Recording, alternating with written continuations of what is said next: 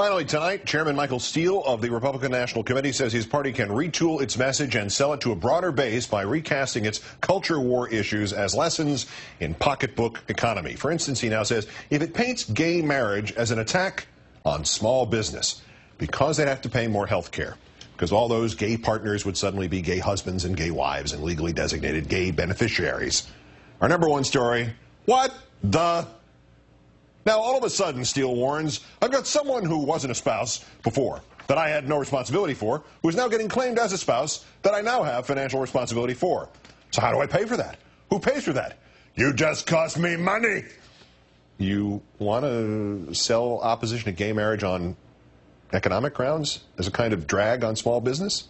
Mr. Steele, in this country, weddings are a $70 billion a year industry.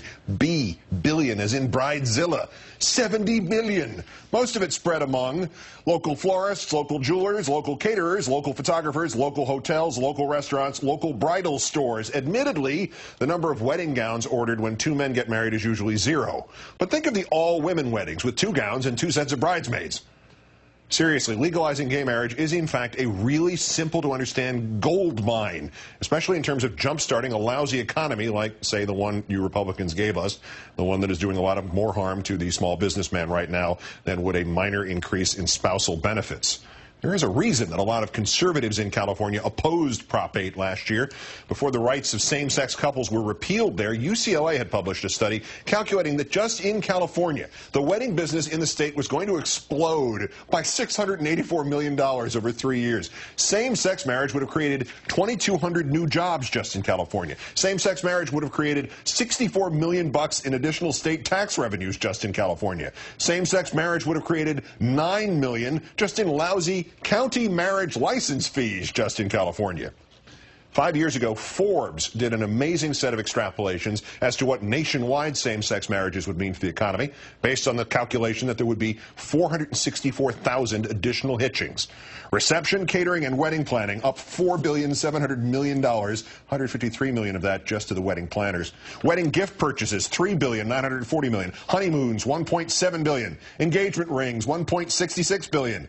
Wedding gowns and other apparel, $1.3 billion. Photography and video, an even billion. Flora and decor, another $816 million. Music and entertainment, $659 million. Wedding bands, $604 million. Invitations and stationery, $217 million. Cakes, $197 million. Total increase in our gross national wedding product, $16.8 billion. $16.8 billion. My God, Steele, it's a stimulus package. Not only am I surprised you're trying to kill it as a drain on small businesses, but at these rates, I'm shocked you Republicans didn't try to make it mandatory. As usual, he's Michael, hey, I just thought of this, Steele.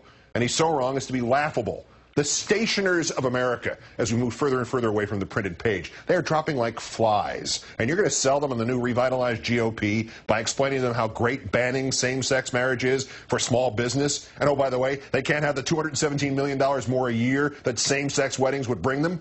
It's genius. Genius, I tell you. In fact, there is such a fabulous brain pulsing under the notable Steele skull that I'm sure this is just the start of social issues which he can camouflage as economics without thinking the whole thing through 100% of the way. Well, thinking it through 75% of the way, 50 at all. For instance, we in the Republican Party should oppose increased spending on education because if you have a better educated American kid, think how much more hiring him will cost America's small businessmen in the future. We in the GOP say, keep them stupid. They cost less that way. I mean, McDonald's must be doing something right. We cannot engage Iran or these other evildoers, of course. My goodness, don't you understand? Without war, there are no military procurement contracts. How then do you expect small business to thrive in this country if the small businessmen cannot dream of becoming somebody like the next Halliburton or Blackwater USA guy? And think of the savings if we just eliminated government altogether.